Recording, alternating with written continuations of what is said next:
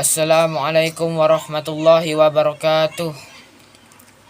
Alhamdulillahirabbil alamin. Segala puji bagi Allah Subhanahu wa taala yang telah memberikan kita nikmat iman, Islam serta kesehatan sehingga kita dapat berkumpul pada hari ini.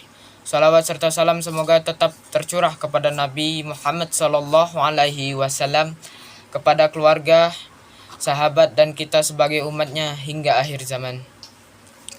Hadirin yang dirahmati Allah, pada kesempatan ini saya akan menyampaikan ceramah dengan tema meraih ketenangan jiwa dengan meyakini qada dan qadar, sebagaimana yang kita pelajari dalam pelajaran pendidikan agama Islam kelas 9 kurikulum merdeka. Hadirin sekalian, dalam kehidupan sehari-hari kita sering menghadapi berbagai permasalahan.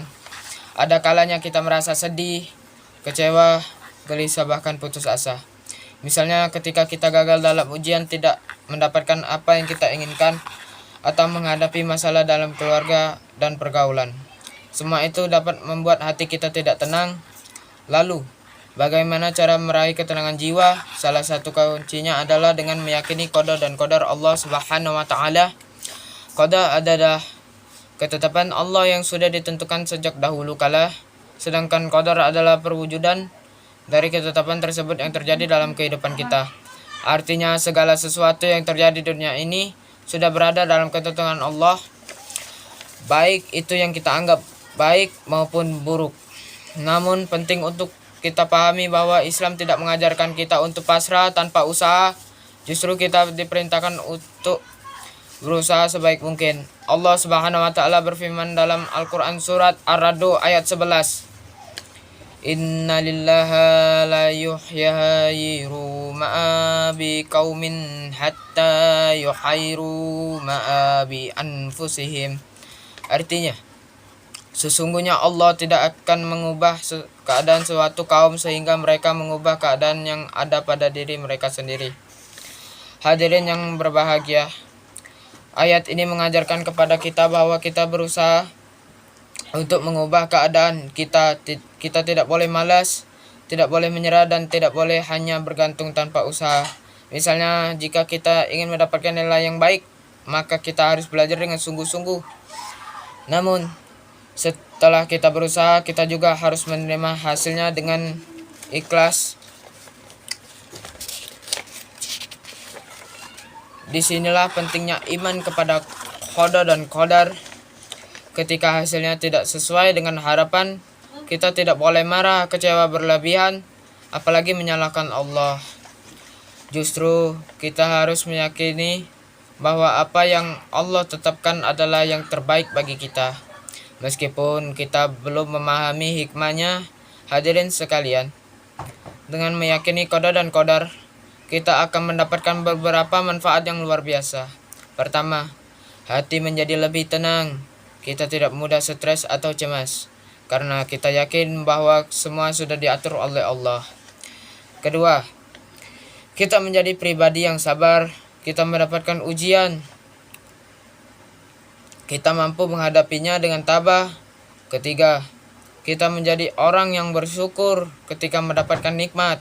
Kita tidak sombong, tetapi menyadari bahwa itu semua berasal dari Allah. Keempat, kita menjadi lebih semangat dalam berusaha, karena kita tahu bahwa Allah akan membantu hambanya yang mau berusaha. Hadirin yang dirahmati Allah, sebagai pelajar kita bisa menerapkan nilai ini dalam kehidupan sehari-hari. Ketika kita gagal, jangan putus asa, jadikan kegagalan sebagai pelajaran. Ketika kita berhasil, jangan sombong, tetap rendah hati dan bersyukur. Ingatlah bahwa hidup ini adalah ujian. Kadang kita diuji dengan kesulitan, kadang juga dengan kesenangan. Dan semua itu adalah bagian dari qada dan qadar adalah Subhanahu wa taala. Jika kita mampu menerima semuanya dengan ikhlas, maka hati kita akan menjadi tenang, tidak mudah goyah oleh masalah, dan tidak mudah terlena oleh kesenangan.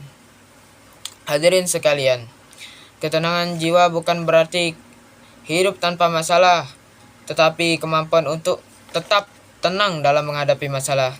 Dan itu hanya bisa kita capai dengan iman yang kuat, terutama iman kepada qada dan qadar. Mari kita tingkatkan keyakinan kita kepada Allah Subhanahu wa taala perbanyak doa, usaha, dan tawakal. Insya Allah, dengan begitu kita akan menjadi pribadi yang lebih kuat, sabar, dan tenang dalam menjalani kehidupan.